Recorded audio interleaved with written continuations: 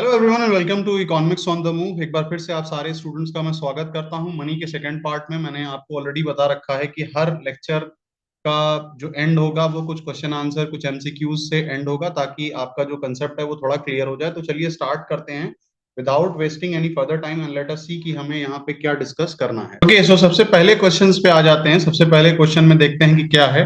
देखिए यहाँ पे दिया है कि currency with the public 85,000 sorry demand deposit of commercial bank people bank with the commercial bank. और जो लास्ट चीज है इसमें वो है आपकी other deposit with reserve bank. यहाँ पे 35,000 दिया है। क्वेश्चन आपसे पूछ रहा है कि आप M1 को कैलकुलेट करिए, M1 निकालिए। तो देखिए M1 का फॉर्मूला क्या होता है। M1 का फॉर्मूला होता है, जो सबसे पहले यहाँ पे जो बात दी हुई है वो होती है आपकी currency and coin with public plus आपका होता है demand deposits with banks plus आपका होता है अदर डिपॉजिट्स। तो यहां पे क्या होगा 85,000 प्लस 65,000 प्लस 35,000, और इन तीनों को आप ऐड करोगे तो कितना आ जाएगा 160 140 150 185। तो 1,85,000 आपका आ जाएगा M1 के फॉर्मूले के थ्रू मनी सप्लाई आ जाएगा। तो अब नेक्स्ट क्वेश्चन की तरफ बढ़ते हैं। नेक्स्ट क्वेश्चन क्या है। Introduction of money has, option A, separated the act of sale and purchase of an individual, combined the act of sale and purchase of an individual, expanded the scope of sale and purchase, both A and B। अब देखिए money का introduction यानी pre money क्या आ रहा था। Pre money हमारा barter system था, उसके बहुत सारे लिमिटेशंस थे और उस लिमिटेशंस की ही वजह से मनी का एग्जिस्टेंस हुआ या फिर मनी का इंट्रोडक्शन हुआ। तो एक तो ये है कि सेपरेटेड द एक्ट ऑफ, यानी मनी ने सेल और परचेज का जो पूरा प्रोसेस था उसको बिल्कुल सेपरेट कर दिया। मतलब कोई जरूरी नहीं है कि अगर आप कोई चीज खरीदना चाहते हो तो आपको बेचना ही है। मनी में ऐसा कुछ नहीं है कि if you wanted to purchase any kind of money you just need to have the money, आपके पास पैसा होना चाहिए। Combined the act of sale and purchase and expand the scope of purchase. देखिए मैंने एक मेथड को डिस्कस किया है पास्ट में भी, जिसको हम कहते हैं basically elimination method. Elimination method क्या कहता है। एलिमिनेशन मेथड ये कहता है कि आप एक एक पॉइंट को एलिमिनेट करते चलिए। अब इन चारों ऑप्शन में देखें तो ये ऑप्शन तो बिल्कुल आपको सही लग रहा है कि मनी का जो प्रोसेस है उसने एक्ट और सेल और परचेज को अलग कर दिया है। दूसरे पॉइंट में लेट सपोज आपको कंफ्यूजन है, आप आ जाइए डी ऑप्शन पे। डी ऑप्शन क्या कह रहा है आपको। लेट सपोज कि सी में भी कंफ्यूजन, तो डी कह रहा है ए भी होगा सी भी होगा। ए पे आप कॉन्फिडेंट हो तो डी पे तो आप लगाओगे ही, क्योंकि सी के साथ साथ ई बोल रहा है और ई को लेके आप कॉन्फिडेंट हो। अब आप इसमें थोड़ा सा कंफ्यूज थे, लेकिन इस पर्टिकुलर पॉइंट ने आपकी प्रॉब्लम को सॉल्व कर दिया कि ए तो है ही, तो जब ए भी है तो सी भी है। तो यहां पे आप क्या कह रहे हो कि expanded the scope of sale and purchase. आपको पता है कि मनी के थ्रू जो सेल का प्रोसेस है, जो परचेज का प्रोसेस है, वो बहुत ऊपर की तरफ भाग गया है। दैट मीन्स कि option D is the correct option. देखिए यहां पे हमने आंसर को भी दिखा दिया। आगे बढ़ते हैं। Money that is issued by the authority of government. Money जो कि किसी अथॉरिटी द्वारा इशू की जाती है उसको हम क्या कहते हैं। Full bodied money, credit money, fiat money और फिड्यूशियरी मनी। तो आपको याद रखना पड़ेगा कि फुल बॉडीड क्या होता है, क्रेडिट क्या होता है, फिएट क्या होता है, फिड्यूशियरी क्या होता है। तो करेक्ट ऑप्शन क्या होगा, फिएट होता है। जो कोई अथॉरिटी द्वारा इशू किया जाए, चाहे वो आरबीआई करे चाहे वो गवर्नमेंट ऑफ इंडिया करे। देखिए ऑप्शन भी यहाँ पे सी है। आगे बढ़ते हैं। Money as a standard for deferred payment has led to the emergence of, money as a standard for deferred payment has led to the emergence of, यानी फ्यूचर पेमेंट की यहाँ पे बात की जा रही है। Commodity market, financial market, both A and B, none of these. देखिए नन ऑफ दीज के सही होने के जो चांसेस होते हैं ना वो बहुत ही, आप ये समझ लीजिए कि मिनिमल होते हैं, बहुत ही कम होते हैं। तो ये ऑप्शन तो वैसे ही कट जाएगा।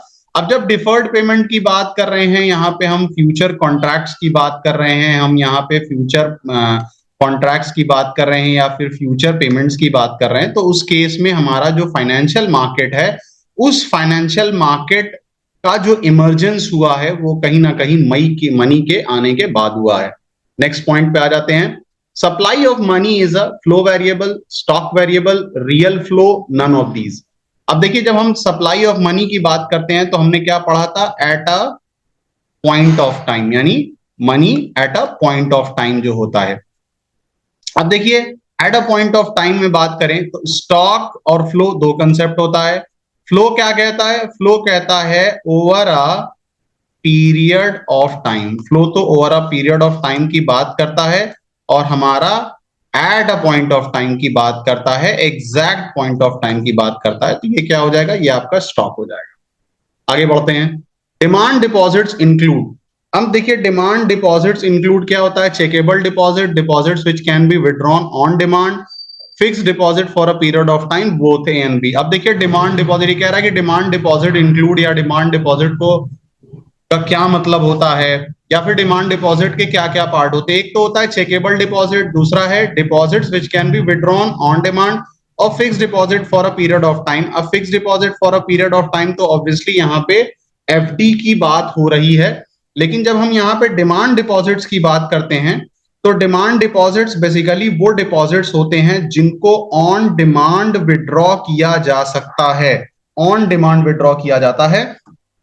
और उसको कैसे किया जाता है, by submitting the cheque to the cashier.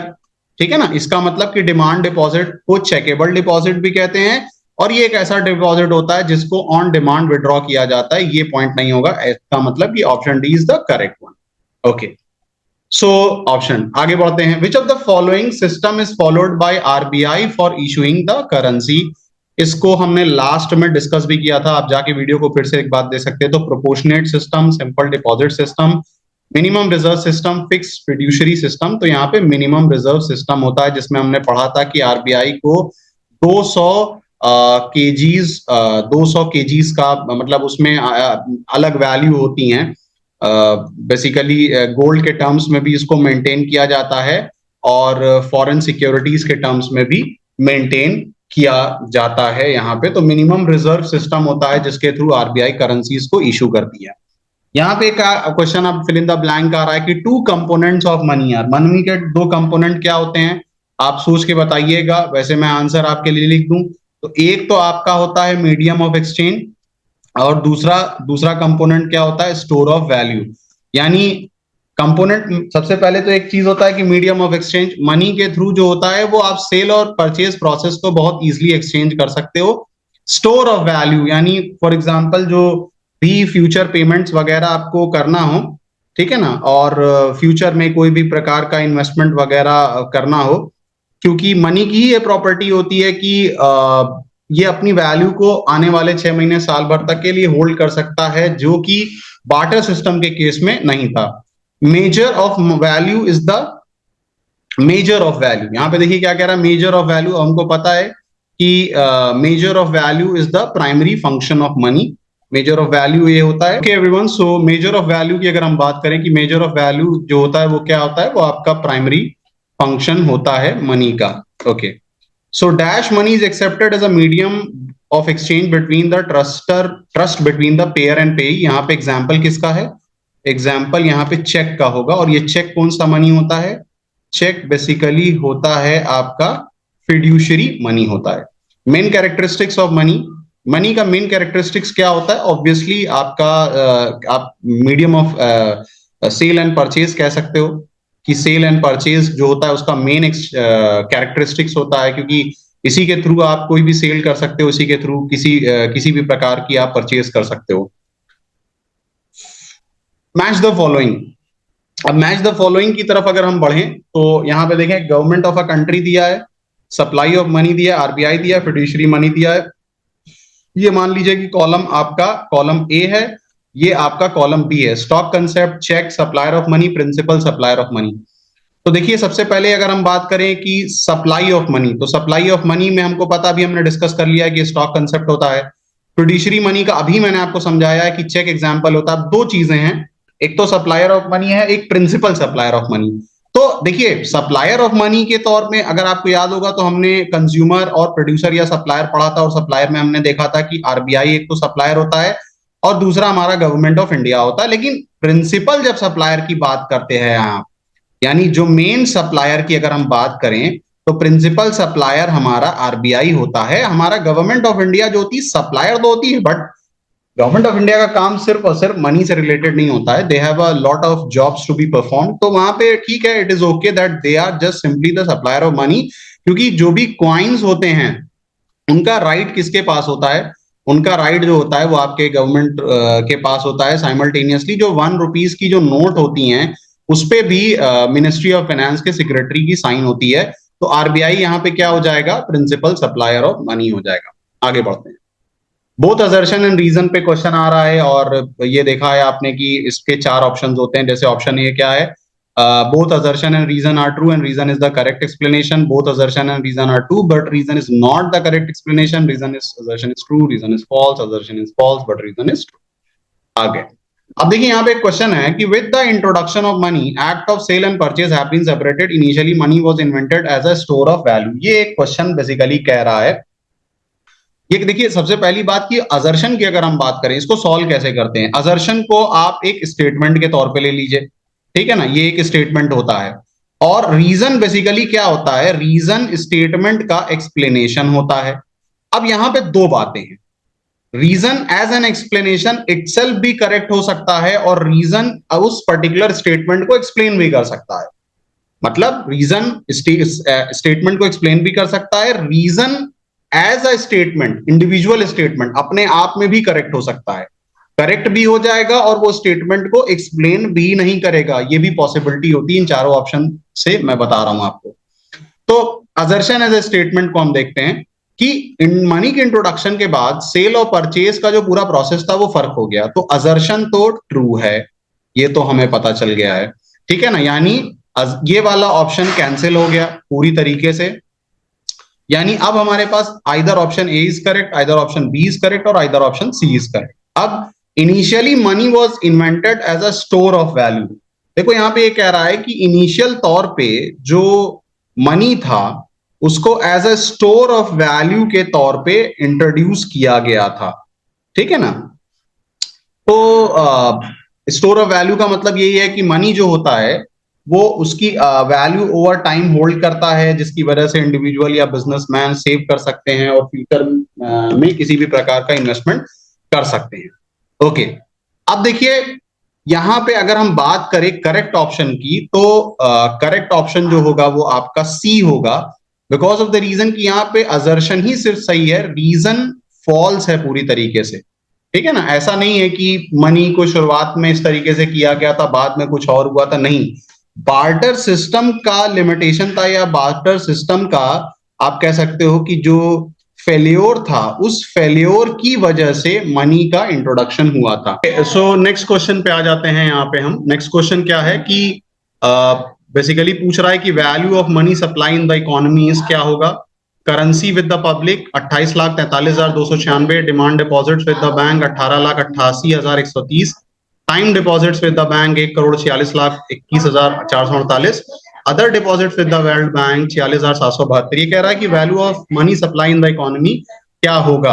अब देखिए इस क्वेश्चन में आप क्या करोगे? इस क्वेश्चन में आपको करना है करेंसी विद पब्लिक, इसको ऐड कर देना है डिमांड डिपॉजिट्स विद बैंक, यानी 28,43,296 प्लस 18,88,130 को ऐड कर दीजिए। जरा मैं ऐड कर देता हूं अपने कैलकुलेटर में और I tell you what is the correct answer. 28,43,296 plus 18,88,130, 47,31,000। Okay, so the correct answer is 47,31,426। अब जरा सा मिला लेते हैं। Okay, we have got the correct answer. चलिए आगे मूव करते हैं। अगला क्वेश्चन है कि demand deposits are checkable deposit, non checkable deposit, fixed deposit, recurring deposit. तो what will be the correct answer? Correct answer is the checkable deposits. Okay, आगे आ जाते हैं। Suppose primary deposits are 22,000 crore and reverse deposit ratio is to 10%. The money created by commercial bank would be, ये question पूछ रहा है आपसे। तो क्रिएशन ऑफ मनी क्या होगा यहाँ पे class? Creation of money will be equal to primary deposits into, अब देखिए यहाँ पर ये जो रिवर्स डिपॉजिट रेशियो है ना, इसको आप रिवर्स कर दोगे, 100/10 हो जाएगा, ये हो जाएगा आपका 20,000 will be the correct answer.